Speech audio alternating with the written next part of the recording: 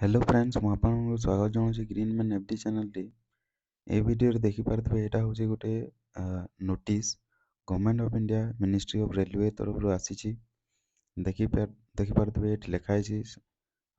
Centralise employment notice CEN number 02/2024 ठीक अछि तो 2024 पई एटा होची 2 नंबर रिक्वायरमेंट आसीबो रेलवे तरफ रो फर्स्ट रिक्वायरमेंट होची एलपी आसिला एबे कोन आसीबो ना एटा देखंतु टेक्नीशियन रो रिक्वायरमेंट आसीबा को जाउची grade 3 technician grade 3 and technician grade 1 पई आसीबो तो एटी देखि पारबे इंपोर्टेंट डेट लेखा है ओपनिंग एप्लिकेशन डेट हला 9 मार्च ठीक अछि 9 मार्च 9/3 रो स्टार्ट हबो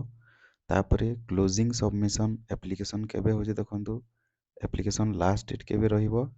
8 एप्रिल रे तार लास्ट डेट रहिबो तो एटा तो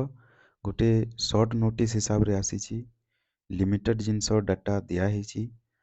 तो आपनकर आउ गोटे फुल डिटेल नोटिफिकेशन जोटा आसीबो सेटा 9 तारिख पूर्वरु आसी जीवो आपण माने पाई परिबे सेटा वेबसाइट रे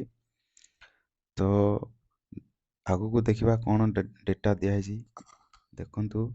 ए टेबल रे दिया हिची देखंतु टेक्नीशियन ग्रेड 1 सिग्नल रो एटा होची पे लेवल केते 5 ठीक अछि फिफ्थ पे लेवल हिसाब रे आपनकर इनिशियल पे जोटा कि हम बेसिक पे कहू जे केते तार रहइबो 29200 ठीक अछि तापरे मेडिकल स्टैंडर्ड B1 रहिला एज केते 18 रु 36 वर्ष रहिबो तार टोटल वैकेंसी केते रहिबो टेंटेटिव वैकेंसी 1100 ठीक अछि तापरे टेक्नीशियन ग्रेड 3 देखंतु एटा पे लेवल होची केते 2 सेकंड पे लेवल होची तापरे इनिशियल तार बेसिक पे केते रहिबो 19900 तापरे एटा मेडिकल स्टैंडर्ड परे आसीबो ठीक अछि एबे दिया है नै फुल डिटेल नोटिफिकेशन आसिला परे तार डिटेल मेंशन हे जिवो सेटा मेडिकल स्टैंडर्ड जोटा दिया है एटा मेनली B1 A1 B2 एटा जोटा रहूची एटा आई पई तार समान डिटेक्ट करूछन ओवरऑल सब बेसी आय देखुचंती आई रो आ भी जोटा रहूची सेटा कम बेसी की एते बेसी नाही बेसिकली आय को समान फोकस करूछंती एनटीपीसी रे भी देखिथिबे आय रो मागितला तो यार देखंतु एज केते 18 रु 33 वर्ष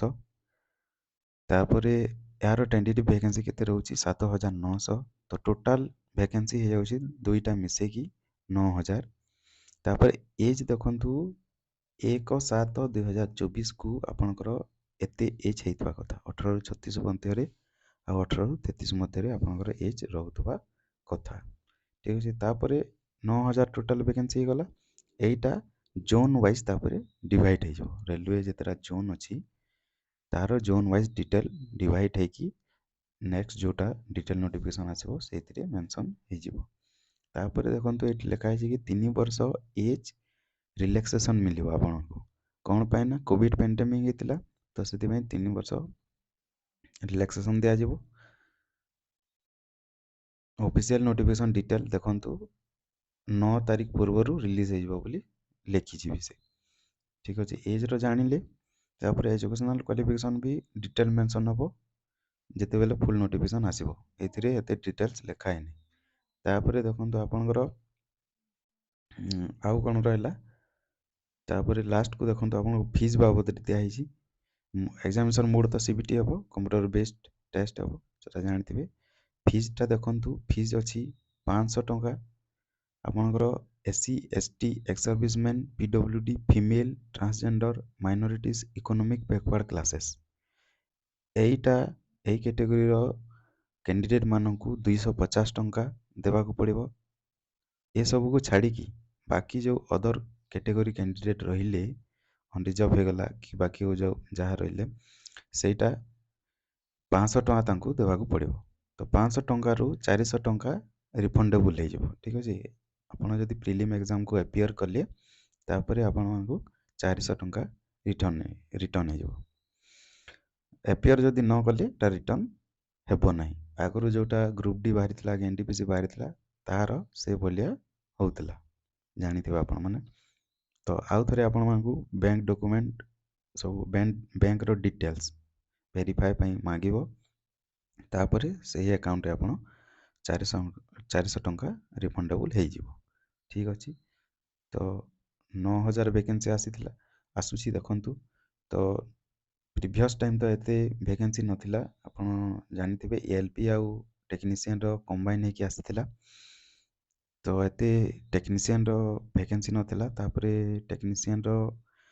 କ୍ୱାଲିଫିକେସନ୍ ଯଦି ଦେଖିବା, ସେଠି ଦେଇଥିଲା ଏଜୁକେସନ୍ କ୍ୱାଲିଫିକେସନ୍ଟା +2 ସାଇନ୍ସ ଦେଇଥିଲା। ଏଥର ବି +2 ସାଇନ୍ସ ରହିପାରେ। ତ କ'ଣ ହେଉଛି ତା'ର ଡିଟେଲ୍ ନୋଟିଫିକେସନ୍ ଆସିଲା ପରେ ଜଣାପଡ଼ିବ। ତ ୱେଟ୍ କରନ୍ତୁ ଡିଟେଲ୍ ନୋଟିଫିକେସନ୍ ଆସିବା ପର୍ଯ୍ୟନ୍ତ। ତ ଆପଣମାନେ ସବୁ କିଛି ଜାଣିପାରିବେ। ଠିକ୍ ଅଛି, ଥ୍ୟାଙ୍କ ୟୁ।